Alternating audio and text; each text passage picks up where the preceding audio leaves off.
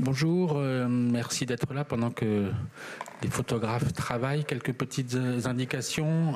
Pendant la conférence de presse, pas de photos, pas de flash pour ne pas gêner les caméras, s'il vous plaît. La conférence de presse va durer 40-45 minutes. Il y aura évidemment des questions que vous pourrez poser. Levez bien la main et lorsque vous avez la parole, après qu'une gentille hôtesse vous ait donné le micro, présentez-vous s'il vous plaît, posez la question. Voilà, tout le monde parle français à la table. Ceci pour les francophones et les étrangers. Je vous présente en commençant à votre droite, Sylvie Piala, la productrice du film, les films du Warsaw, Hichem Yacoubi. Ah non, c'est vrai que, pardon, je vous avais pas vu, c'est vrai que, excusez-moi, Kassenthal, vous êtes co-scénariste du film, avec Abderrahmane, Hichem Yacoubi, donc acteur, Ibrahim Ahmed, acteur également, Abderrahmane Sissako, voilà, je le vois, il est caché, Toulou Kiki, actrice, et Abel Jafri, juste à ma gauche, acteur également. Première question à Abderrahmane.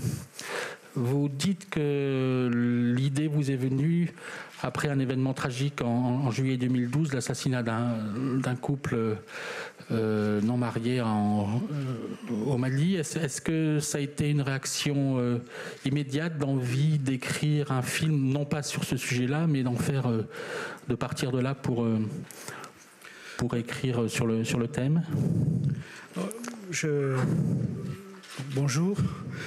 J'ai le sentiment que, comme on nous pose souvent la question, qu'on trouve toujours une raison qui nous amène à faire telle ou telle chose, mais que les raisons sont multiples en réalité.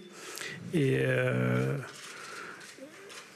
voilà. Mais l'élément déclencheur, bien évidemment, pour moi, ça a été la lapidation de ce couple dans un petit village au nord du Mali, à Aguelog. Et pas parce qu'il y a eu ça, mais parce qu'on n'en a pas parlé. Et que le monde est fait aujourd'hui de sorte que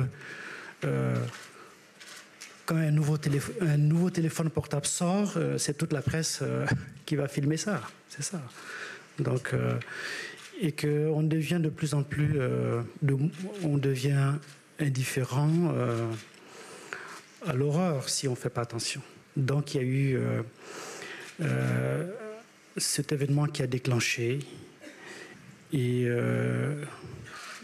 au tout début, mais Sylvie Piala, la productrice, saura peut-être mieux en parler. C'est vrai que ce n'était pas cette forme tout de suite que je voulais faire. Donc, j'étais parti dans un principe documentaire que j'ai vite abandonné pour raconter ça. Alors vous passez incidemment la parole à Sylvie Piala. Comment ça s'est passé du coup votre rencontre et justement ces premiers instants, ces premiers moments sur la question qu'est-ce qu'on filme, comment on le filme, qu'est-ce qu'on raconte? Je ne sais pas si je pourrais répondre exactement à cette question-là, mais c'est vrai que quand Abderrahmane, notre rencontre, c'était le désir de filmer de façon documentaire pour aussi une autre raison qui était que l'accès à Tombouctou, Tombouctou était encore occupé, et donc la possibilité de tourner une fiction était inenvisageable. Donc ça avait la forme d'un documentaire, mais en même temps, tout de suite, notamment par exemple la scène de lapidation, était quelque chose qui ne venait pas du tout en documentaire. C'était de l'animation dans l'esprit d'Abderrahmane à ce moment-là. Et on sentait, qu'il y avait un grand désir, que cette forme-là, c'était la forme du moment. Et finalement, quand la France est intervenue à Tombouctou, il y a un scénario qui est arrivé sous la forme de celui que vous avez découvert, quasiment, même s'il y a effectivement beaucoup de choses qui sont arrivées encore après, mais qui était tellement vite là qu'en fait, on sentait que il y avait, en tous les cas, une nécessité impérieuse de raconter cette histoire-là. On a sauté le documentaire, il n'y a même plus, voilà. Question d'ailleurs à Kessène et à Abderrahmane sur l'écriture proprement dite du scénario. Même si vous n'êtes pas partie de cet événement dont vous parliez, Abderrahmane, vous en échappez pour raconter, pour prendre un peu de hauteur, un peu de distance et raconter autre chose. Du coup, comment s'est passée l'écriture entre les différents personnages, les différents moments du film, ce qui est de l'ordre du documentaire, entre guillemets, de la fiction, même de la poésie parfois, dans ce que vous filmez. Comment tout ça s'est imbriqué à l'écriture? Il y a peut-être juste il y a eu une première pression, je dirais, parce que pour qu'un film se fasse, il faut qu'il soit financé, et pour qu'il soit financé, il faut écrire. Voilà, il faut donner quelque chose. Et donc il y a eu une étape d'écriture rapide et où je privilégiais en quelque sorte de raconter un peu aux gens ce qui se passe là-bas, d'informer le maximum. Il n'y avait pas une écriture scénaristique très forte, voilà, comme on aimerait l'avoir. Et on a tout de suite commencé à travailler avec SN. Voilà, donc pour continuer sur cette lancée, ce qui était intéressant pour moi, qui ne suis pas professionnellement une scénariste, donc c'était d'aider à structurer toutes ces idées pour que ce soit prêt à temps pour les demandes de financement. Donc c'est une personne, Abderrahmane, qui raconte extrêmement bien, avec beaucoup de détails. Donc c'était très facile de reprendre, entre guillemets, ce qu'il avait déjà écrit ou ce qu'il avait donné en parole, voilà, pour le structurer en scénario et le déposer. Donc c'était une très belle expérience pour moi. Alors justement, Abderrahmane, maintenant que vous savez, tout le monde sait que vous parlez très très bien, donc j'imagine que vous avez parlé aux acteurs du film qui, malheureusement, enfin je crois qu'ils n'ont pas encore vu le film, si je ne m'abuse. Et du coup, comment est-ce qu'Abderrahmane vous en a parlé? Quelles ont été vos impressions à la lecture du scénario et tournage? Quels souvenirs vous en avez de ce travail proprement dit? Qu'est-ce qui commence? Vous voulez commencer? Bonjour tout le monde. Abdel Jaffré. Tout d'abord, c'était une rencontre avec Abderrahmane qui m'avait proposé le scénario en me disant qu'il y avait le rôle d'Abdelkrim. Et la première réaction a été que justement la lecture du scénario, je trouvais que c'était une belle histoire et comment arriver à parler d'un sujet aussi sensible en parlant de l'amour. Et donc, la deuxième chose aussi, c'est que par la même occasion, il m'offrait un beau rôle en faisant le rôle d'Abdelkrim. Voilà. Et quels sont les mots qu'Abderrahmane utilise quand il parle d'un rôle et quand il parlait de votre personnage plus précisément? Ou du sujet lui-même? Alors plus précisément, on a parlé bien évidemment du sujet, du rôle, bien évidemment, mais surtout aussi comment on allait le travailler, l'aborder. Donc ça a été beaucoup de rencontres, de discussions autour de ce personnage.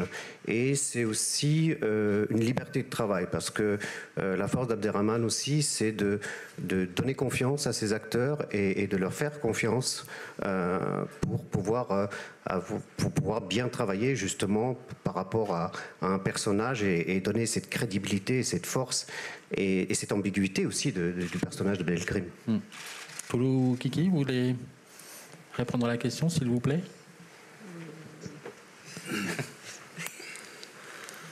Moi, j'ai pas l'habitude. Hein. C'est mon premier rôle. Je suis pas actrice, mais Abderrahmane, il m'a fait confiance quand même pour jouer ce rôle magnifique. Et voilà, j'ai pas grand-chose. Vous avez dit oui, non, vous avez hésité, vous avez été séduit par des choses en particulier ou... Si, oui, bien sûr. Et j'ai dit, est-ce que c'est possible? Parce que comme j'étais pas actrice pour Eva, j'étais jamais actrice, j'étais chanteuse. Et c'est pas facile d'être chanteuse. J'ai jamais réfléchi d'être actrice. Il m'a fait confiance. J'ai accepté quand même parce que c'est un bon rôle. Voilà. Je les remercie de me faire confiance. Ibrahim non plus, ou c'est votre premier rôle, je crois? Oui, c'est mon premier Vous rôle. êtes musicien. Oui, je suis musicien.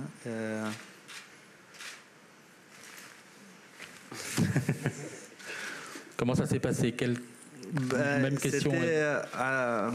Si je suis très conservateur. En Afrique, il y a quelque chose qu'on a de génial, c'est que tout tourne autour de la famille. C'était vraiment avec lui, c'était une histoire de famille. Personnellement, pour mon rôle, il m'a jamais coaché. Je vais le voir et je lui dis, OK, demain je joue telle scène. Qu'est-ce que tu penses, toi, de cette scène? Et je fais sortir mon rôle chez lui, en fait. Et je débat comme ça avec lui. Et après, il me donne l'idée générale. Il dit, je vois ceci, c'est là, ceci, c'est là. Bon, son ceci, c'est là, est mon travail. Donc, et c'était une très belle expérience pour moi, ma première. Et je lui ai même dit, si c'est ça, le cinéma, ben, je continue. Parce que, voilà, j'ai beaucoup aimé travailler avec lui.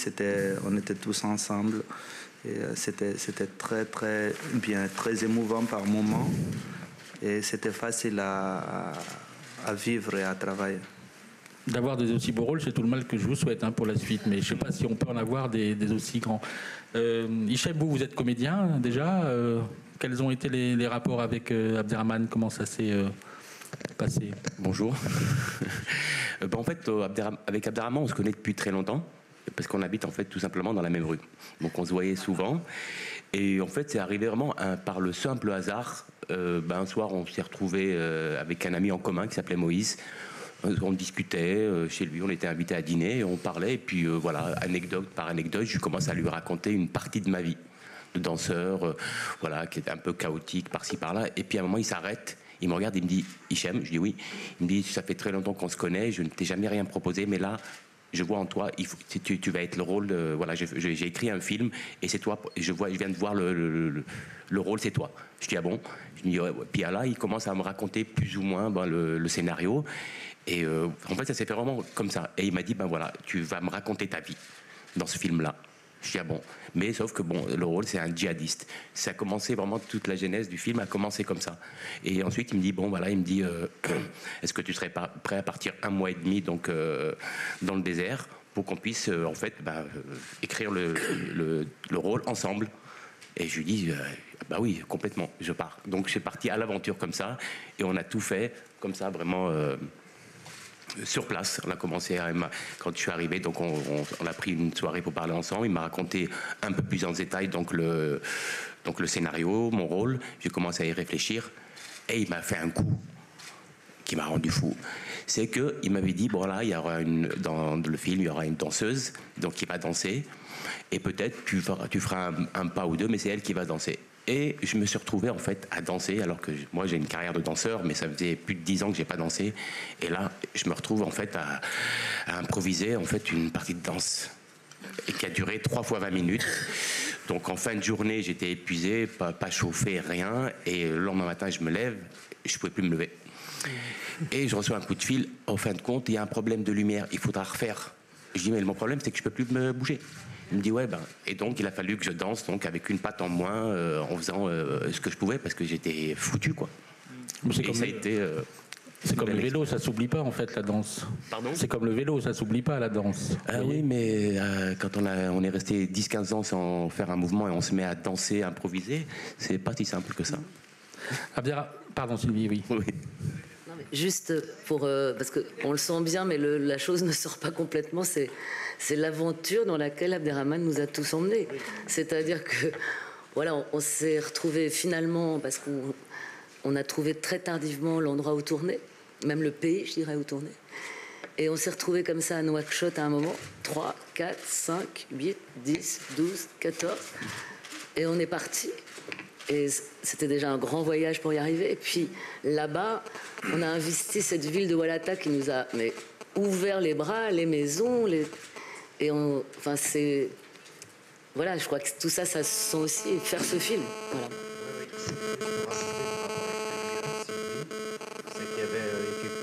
Ça marche pas ? Ah pardon. Juste pour rebondir ce que vient de dire Sylvie. C'est juste qu'effectivement, préciser que Walata, d'abord, c'est une ville magique, le lieu où on était. Et en plus, il y a eu cette vie aussi avec les gens de Walata, les enfants de Walata, parce qu'ils ont pris une place très importante par rapport à l'équipe du film, parce que ces enfants ont participé, les gens de la ville nous ont accompagnés. Tous ces gens-là ont été présents à travers le film qu'on a fait avec Abderrahmane.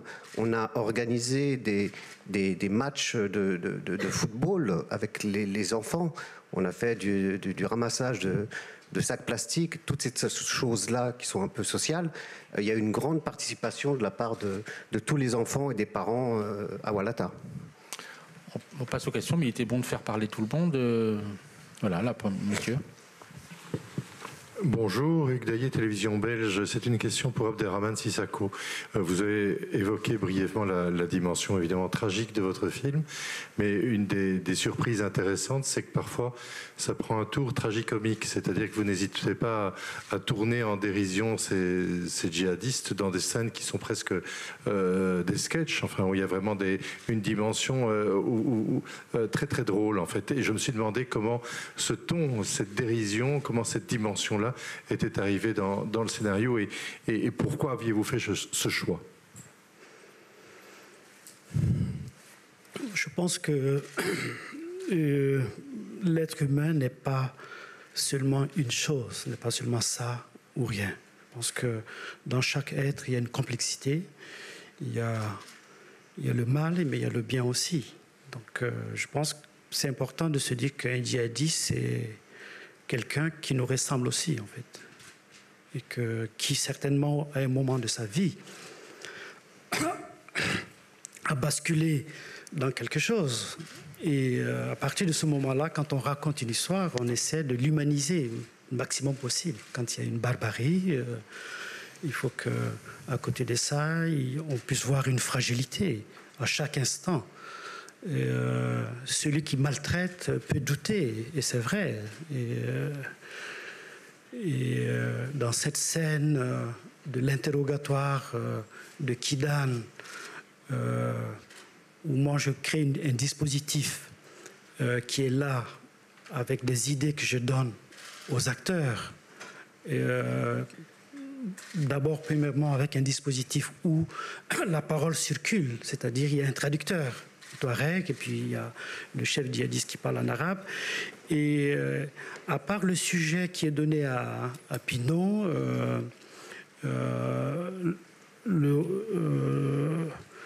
sa relation avec sa fille, etc., on rentre dans une forme d'improvisation.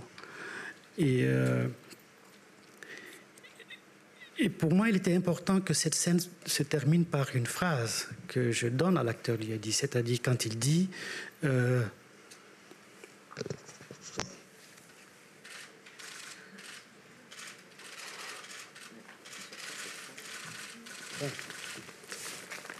pense que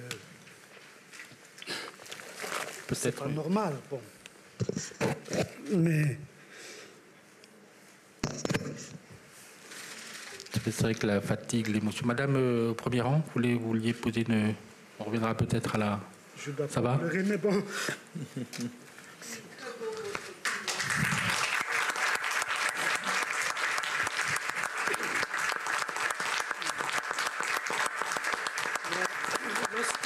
Lorsque le djihadiste il dit quand je sais que sa fille va être...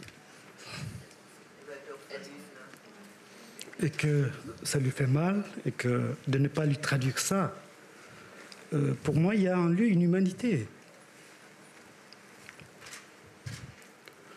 Et c'est ça. Parce que peut-être que aussi je pleure à la place des autres aussi. C'est ça. De ceux qui ont vécu véritablement, qui ont eu une réelle souffrance, parce qu'après, nous, on s'approprie tout quand même. Hein. C'est ça qui est... Après, tout revient à moi, à l'équipe, etc. On devient ceux qui ont eu le courage de faire ce film, ceux qui sont forts, etc. Mais le vrai courage, c'est ceux qui vivent, qui ont vécu, en tout cas au quotidien, ces moments-là et qu'ils n'ont pas vécu un jour, 2 jours, ils ont vécu. Et ils ont fait un combat silencieux, voilà, qui est le vrai combat de l'homme, de l'être humain. Et c'est là où il y a l'optimisme en l'homme. Et que Tombouctou a été libéré pas par Serval, c'est une armée. Mais la vraie libération, c'est ceux qui sont restés et quotidiennement, qui chantent dans leur tête une musique qu'on leur a interdit de chanter. C'est ça le combat pour moi. Et où ceux qui dansent, ceux qui jouent au football sans ballon, parce que c'est interdit, c'est ça le combat. Mais comme toujours, à la fin de toute chose, c'est une personne, un groupe de gens qui récupèrent tout. Et voilà, le monde est fait comme ça. Et on peut le changer à chaque fois, petit à petit. Et moi, j'ai été impressionné par ces gens-là. J'ai été impressionné par celles ou ceux qui m'ont parlé à Tombouctou. Et ces femmes qui s'appellent pudiquement mariées de force.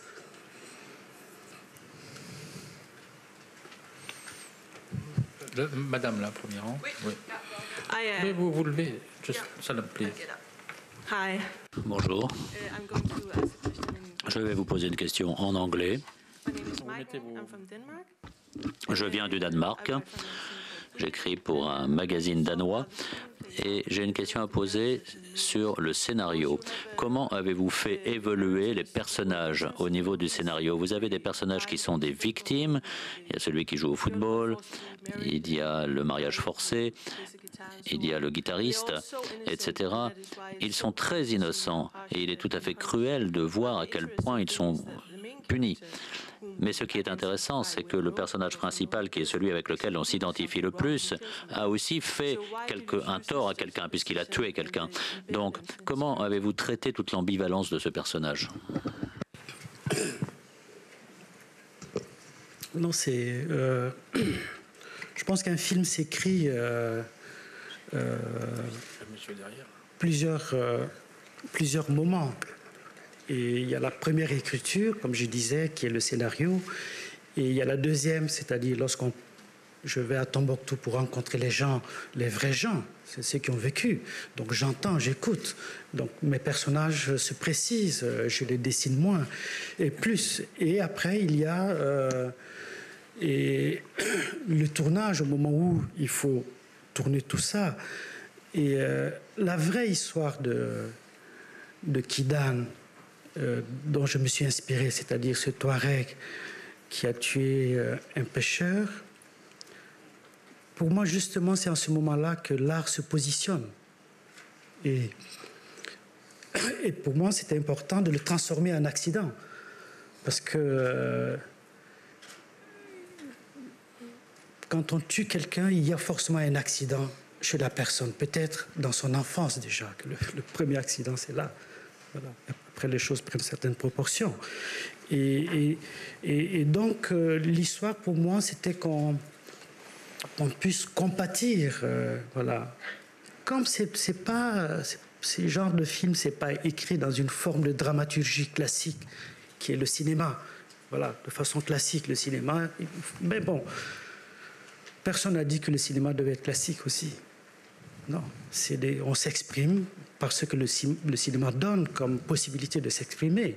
L'image, le son, la musique, etc. Et on met tout ça ensemble pour qu'au final, parce qu'on parle à quelqu'un d'autre, un spectateur qui est en face de moi et qui doit à sa façon sculpter après le personnage que je lui offre. Et moi, en filmant, en tournant, j'évolue avec mes personnages parce qu'ils me font évoluer. Et Pinault me fait évoluer dans son approche avec... etc. Toulouse, c'était pareil. C'est vrai que j'ai été confronté au début du tournage à une chose, c'est que je me rendais tout de suite compte que si je veux qu'on soit sensible et touché par mon personnage principal, qui est Kidane, il faut qu'on le voit plus en famille. Il faut qu'on sente une histoire de couple. Voilà. Et ça, c'était pas écrit. Et c'est arrivé comme ça, dans des scènes, dans le besoin qu'il faut inventer ça, il faut créer ça. Et je les mettais ensemble. Et quand je les mets ensemble, pour qu'ils se parlent, et là, les personnages, aussi bien Toulouse que Pinault, m'amènent dans le monde du couple. Voilà. Et j'ai eu beaucoup de difficultés parce que c'est un tamashek, à traduire une phrase qu'il dit à Satima, sa femme. Ce que je ne t'ai pas dit, tu le sais déjà. C'est pour moi, c'est toute une culture qui est là. C'est une belle façon de dire je t'aime. Et donc quand ça arrive, parce qu'ils sont ensemble, parce qu'ils sentent aussi que ce film devient important, qu'ils sont un couple important, qu'ils ont une fille, ils s'approprient le sujet et donc ils donnent le meilleur d'eux-mêmes et voilà, c'est comme ça que les choses s'écrivent. Merci. Madame et après monsieur au second rang. Karine Batt pour Huffington Post USA. Huffington Post. Sur votre esthétique du film que j'ai trouvé extrêmement forte et ça m'a frappé votre utilisation des images, du temps, de la douceur du temps et aussi la lumière, le sable et les visages. C'était très beau. Et je veux savoir votre choix de faire ce style, les choix spécifiques que vous faites quand vous faites l'esthétique. Et aussi comment ça fait un contraste avec le thème du film aussi, parce que j'étais frappée par l'esthétique autant que la violence et la terreur et l'horreur du film. C'était deux choses différentes pour moi. Et une question liée, c'est j'ai trouvé sublime la femme de Haïti, je pense qu'elle est de Haïti, avec la robe.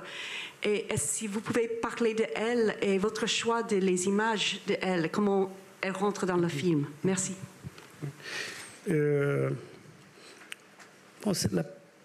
Votre question, je vais essayer de résumer la réponse parce que parler de l'esthétisme, de son esthétisme, disons, entre guillemets, qui est la chose qui me fait le plus peur d'ailleurs dans le cinéma, quand on devient esthétisant et quand on utilise... Oui, mais je comprends vraiment votre question est positive, hein, mais moi j'ai peur de ça. Et après, en même temps, je me sens très libre parce que je considère tout simplement que le cinéma, c'est un langage et qu'on le parle avec sa propre intonation. C'est comme une langue. Hein. Moi, je suis pas... Le français n'est pas ma langue, disons, maternelle, donc je la parlerai toujours avec cet accent qui est mon accent. Le cinéma, c'est pareil. C'est-à-dire, voilà. Et l'accent, c'est aussi l'éducation qu'on a, qui peut être la pudeur. L'accent, c'est aussi la conscience qu'on peut avoir en disant, si je dois parler de telle chose qui est dramatique, qui est terrible, qu'est-ce que je dois trouver dans la forme pour mieux communiquer avec l'autre? Et c'est extrêmement important. Voilà. Et au final, c'est chercher à être harmonieux pendant 1h37, parce que c'est la durée du film. Et l'harmonie dans le sens mieux communiquer, mieux faire passer les choses et être aussi avoir du recul parce que c'est facile de montrer l'horreur, c'est facile de la créer quelque part et je pense qu'il faut éviter ça et pour éviter ça et adoucir ça il faut utiliser tout ce que le cinéma nous donne comme moyen et comme exemple, c'est la scène de la lapidation, comme Sylvie l'a dit au départ, quand je voulais faire un documentaire et j'avais imaginé qu'effectivement que la lapidation va être de l'animation pour moi. C'était pour être distant. Après, ça devenait compliqué l'animation, ça prend beaucoup de temps et puis on rentrait dans quelque chose de stylisé qui a été déjà fait. Donc, mais c'était pour me dire à moi-même, attention à ces choix-là, parce que c'est facile et dangereux à la fois. Et donc, quand même, je décide de faire la lapidation, mais en créant ma distance. Et quand, dans mon échange avec Hichem, j'apprends qu'il est danseur Et je comprends tout de suite que c'est important de faire d'un djihadiste un danseur. Parce que c'est ça la vie. Et donc, mais comment montrer ça et vers où aller, c'est voilà, la scène de la lapidation qui, pour moi, a été construite pour rentrer, effectivement, dans cette scène de danse. Et Zabou, la folle, disons, est un personnage très, très important pour moi et que j'essaie d'introduire... qui représente, j'avais le sentiment que peut-être que les femmes ne seront pas suffisamment visibles dans le film. Et donc, j'ai mélangé les choses, qu'elles soient lues ou pas, peu importe, parce que c'est ça aussi le cinéma, je pense. Et d'ailleurs, à chaque fois qu'on utilise un symbole avec une intention, elle est rarement comprise de cette façon. Voilà. Et que c'est toujours mieux quand on s'approprie le symbole. Mais pour moi, amener Zabou, Kathleen Noël, qui est une grande danseuse, très grande danseuse, une grande chorégraphe, et l'amener dans mon histoire, c'est amener Haïti aussi. Haïti, son tremblement de terre, le drame, mais il y a dans chaque corps, dans chaque être humain, un vrai tremblement de terre. C'est ça. Et c'est ça qu'elle me donnait, d'une femme, pour d'autres raisons. Comment elle s'est retrouvée à Tombouctou. C'est pas parce que la terre a tremblé, ça c'est le... Voilà. Elle était venue bien avant, d'ailleurs. Hichem lui dit, mais tu es là bien avant. Mais elle parle de ça. J'essaie de montrer par là, encore une fois, le destin de quelqu'un. Voilà. Qu'est-ce qui fait que à tel moment de notre vie, on se retrouve dans tel lieu et... Comme à Tombouctou, dans les ruelles, en repérant, je croise exactement une folle qui est comme ça, mais qui est belle et majestueuse, et qui venait du Burkina et qui est à Tombouctou depuis 10 ans. Voilà. Et pour moi, Zabou aussi, elle représente tous les interdits. C'est-à-dire, parce qu'elle est folle, elle peut fumer. Parce qu'elle est folle, elle peut marcher sans le voile. Parce qu'elle est folle, elle peut chanter. Parce qu'elle est folle, elle peut danser. Donc ça représente ça, le thème du film, comme je raconte les interdits. Et que dans le regard des djihadistes, oui, bon, c'est une femme, elle est folle, donc elle peut fumer. C'est une femme, elle est folle, elle peut chanter. Madame, monsieur, là, j'ai le deuxième rang là. Excusez-moi, j'ai le micro juste. Oui, mais juste madame, pardon, elle avait juste demandé depuis vraiment le début. Après, je vous promets, je vous poserai la question. Pardon. Bonjour, Marianne Barriot de l'AFP. J'ai une question pour Monsieur Sissako. Apparemment, pas mal des acteurs que vous avez recrutés étaient des amateurs que vous aviez recrutés dans un camp de réfugiés, c'est ça, en Mauritanie, ou des figurants. D'après ce que je comprends, certains d'entre eux avaient vécu l'occupation. Est-ce que vous pourriez un peu décrire l'expérience qu'ils ont eue sous l'occupation et ce que ça leur a fait justement de tourner dans ce film? Et ma deuxième question, ça va à Madame Kiki. J'ai vu que vous êtes... Enfin, il y a beaucoup d'émotions avec Monsieur Sissako aussi. Est-ce que, si vous voulez ou si vous le pouvez, décrire un peu l'émotion que vous avez là aujourd'hui, être au festival, quoi, et puis le tapis rouge plus tard?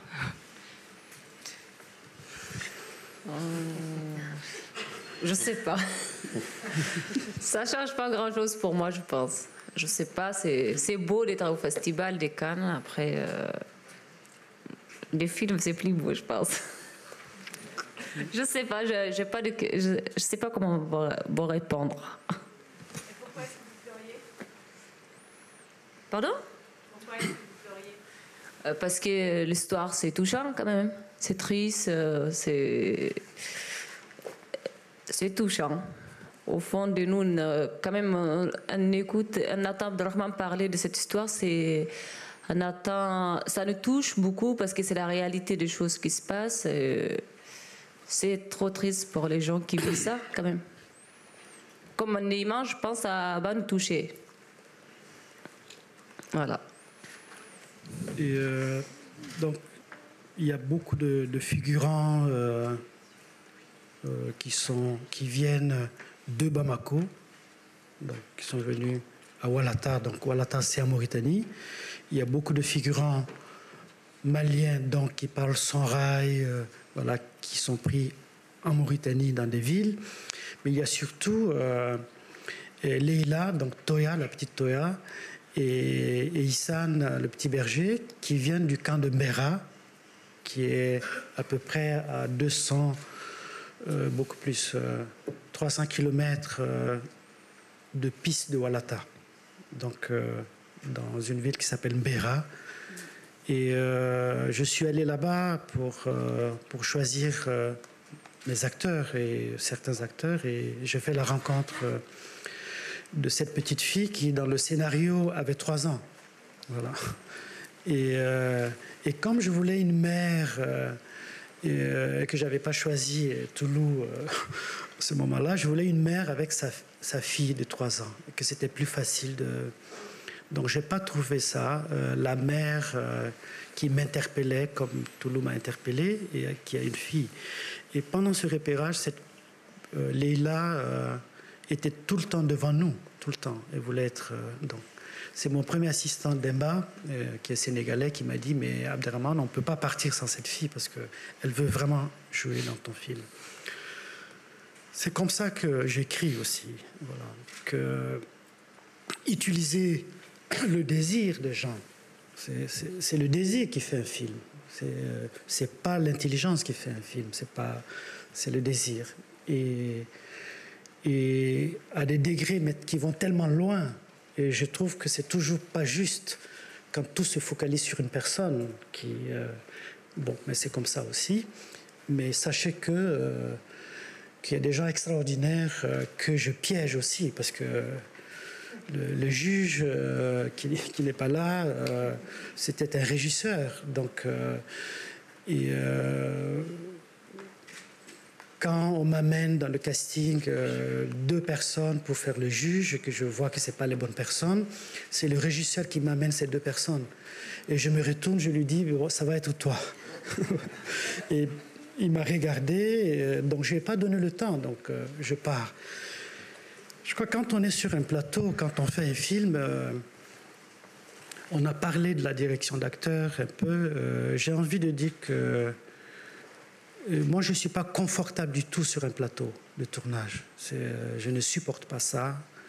Je trouve qu'on est seul et que face à une 60aine de personnes qui travaillent et on doit faire semblant qu'on connaît, qu'on sait. Voilà. Et là, je suis entièrement d'accord par ce que Yotar Yousseliani, que certains d'entre vous connaissent, en tout cas, a dit un jour que... Je l'ai déjà cité une fois, que ce qui est intéressant pour lui, c'est le silence quand il vient sur un plateau, quand il est face aux acteurs. Et la chose qu'il a vraiment envie de faire, c'est de retourner chez lui. Et puisqu'il ne peut pas, donc il prend sa tête entre ses 2 mains, et là, il y a un silence, tout le monde pense qu'il réfléchit. Voilà. C'est très important de créer chez l'autre... cette capacité de te faire confiance, voilà, comme si tu sais. Et c'est en ce moment-là que l'acteur va beaucoup plus loin. Voilà. Moi, je disais très peu aux acteurs, je les mets en situation, mais après, j'ai envie de m'échapper et d'être surpris par ce qu'ils ont au fond d'eux-mêmes, qu'ils vont apporter au film. 10 minutes et trois questions. Monsieur. Oui, mais... Monsieur. Oui, après, monsieur Dejean. Bonjour, je serai bref. Oui, mais... Oui. Allez-y, monsieur. Moi ? Non, monsieur, oui, derrière. Et après, vous. Oui, comme il y a 2 micros, on sait. Donc, Olivier Barlet, Africulture. Oui, je voulais revenir sur ce moment du film où Kidane va aller à la rencontre de Amadou, donc dans le drame qu'on sait, et où il disait à sa femme je ne dis ce que je ne dis pas, tu le sais. Mais juste avant, il lui dit l'humiliation a assez duré. Et là, on comprend que c'est l'humiliation face à Amadou, c'est pas forcément l'humiliation des islamistes. Donc, j'aurais voulu savoir si tu pouvais nous développer de quelle humiliation il s'agit. Ah non, c'est vous qui allez me dire.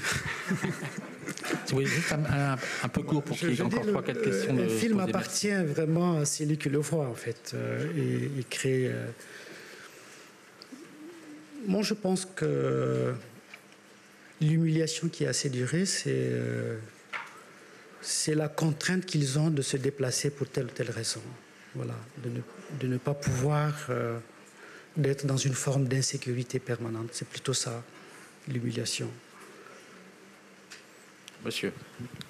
Non, monsieur l'a dit depuis un moment. Thomas Adamson de l'API, l'agence américaine. Une question pour monsieur Sissako. Vous avez peut-être répondu quasiment à la question, mais j'aimerais juste une réponse claire du réalisateur, s'il vous plaît. Évidemment, c'était un film très puissant, puisque en fait, c'était basé sur des faits réels. Est-ce que vous pouvez juste raconter un tout petit peu l'histoire du tournage et les problèmes, les considérations sur le lieu de tournage, pourquoi vous n'avez pas pu tourner à Tombouctou, au Mali, et décrire un peu la situation, comment c'était lors du tournage, au moment du tournage. Merci. Donc très rapidement, j'avais fait un repérage avec des assistants pour tourner à Tombouctou. Et le 28 septembre, il y a eu l'attentat suicide devant une garnison à Tombouctou. Et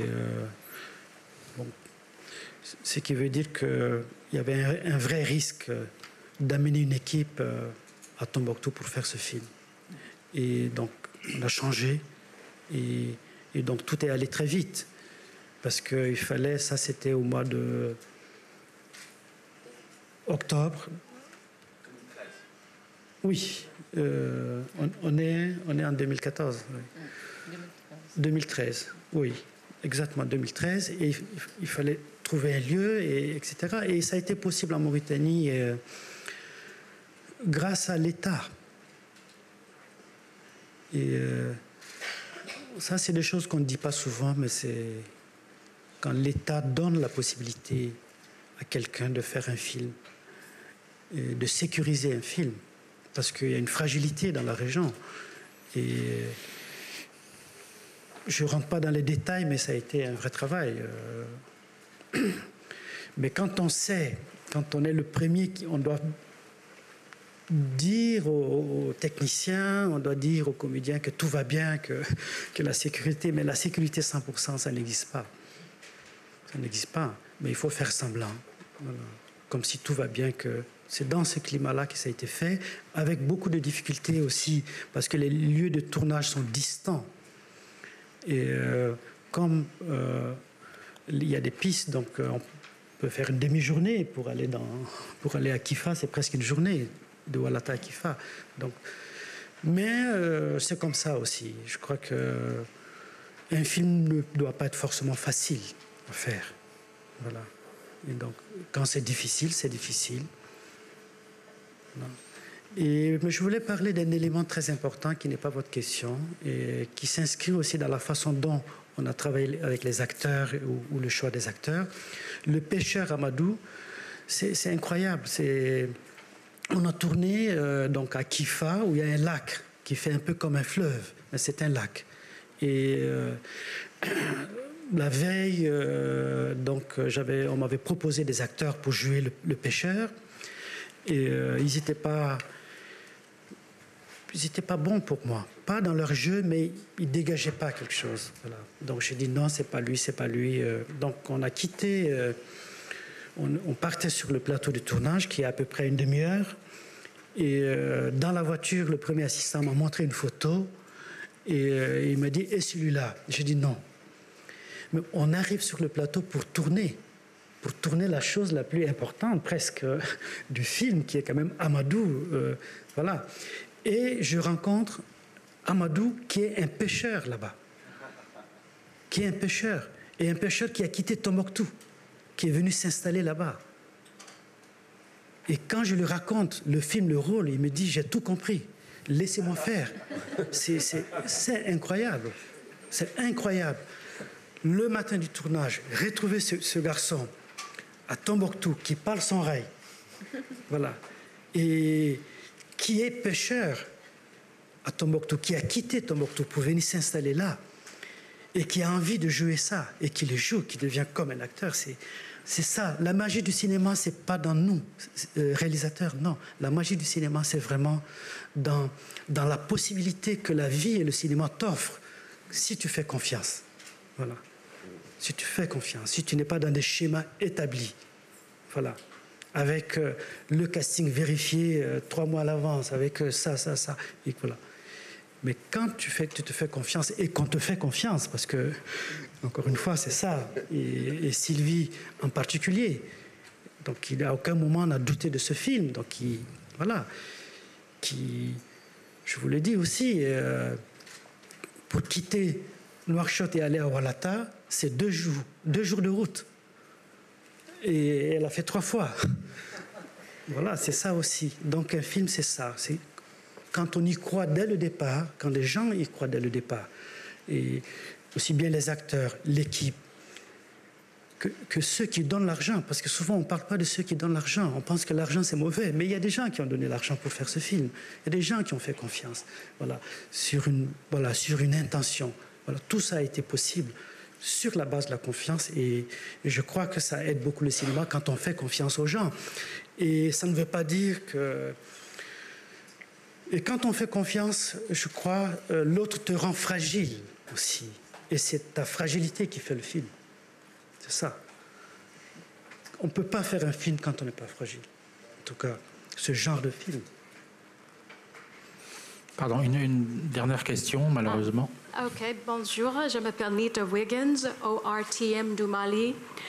Dans la vie, certains touchent un moment remarquable. Dans votre vie, M. Sissoko, est-ce que c'est arrivé d'exprimer cette histoire parce que ce n'est pas vous qui? D'accord. Est-ce que... Je n'ai pas compris la... Peut-être en anglais, pour la clarité. Excusez-moi.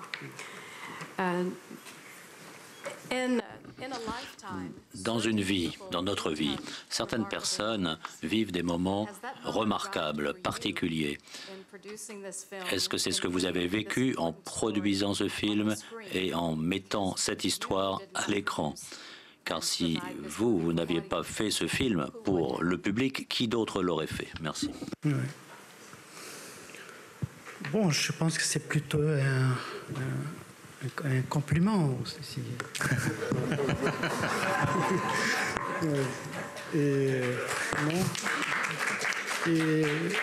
Oui, merci, parce que bon, c'est beaucoup plus facile après, c'est vrai. Je tiens à considérer, et je l'ai dit au départ, que les vrais courageux, c'est ceux qui ont vécu.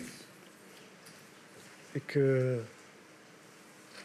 quand on a un métier d'être cinéaste, c'est qu'on a la possibilité de faire des films, parce que c'est pas aussi donné à tout le monde, parce que c'est compliqué de trouver l'argent. Et quand on peut le faire, et on doit se dépasser, se surpasser et prendre des risques, pas physiques seulement, mais de prendre des risques, de raconter, peut-être de se tromper en racontant, voilà, ou d'échouer en racontant, mais de prendre des risques et de le faire, parce que si je ne l'avais pas fait, quelqu'un d'autre l'aurait fait probablement, mais peut-être pas maintenant, peut-être dans peu de temps, et que j'appartiens à cet univers, j'appartiens au Sahel, j'appartiens à l'Afrique. C'est mon rôle. Et moi, je comprends très bien qu'un Suisse, un Finlandais ou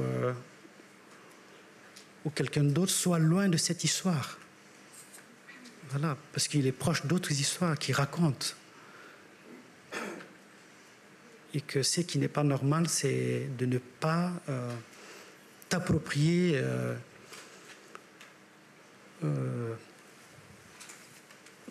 ta réalité. Ça, il faut... Merci.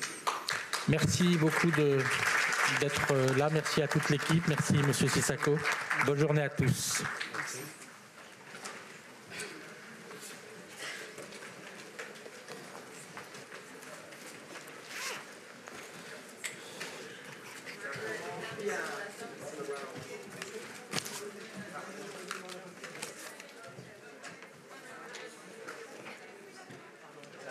Merci à vous.